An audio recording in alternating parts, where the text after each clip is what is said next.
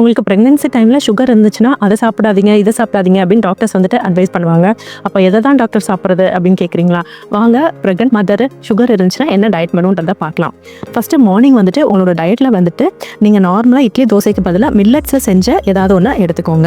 அடுத்து ஸ்நாக்ஸுக்கு வந்துட்டு பார்த்தீங்கன்னா ஏதாவது ஒரு ப்ரோட்டீன் எடுத்துக்கோங்க. முட்டை, சுண்டல், முளைக்கட்டின பயிர் வகைகள், இல்லை பருப்பு வகைகள், அந்த மாதிரிலாம் நீங்கள் எடுத்துக்கலாம்.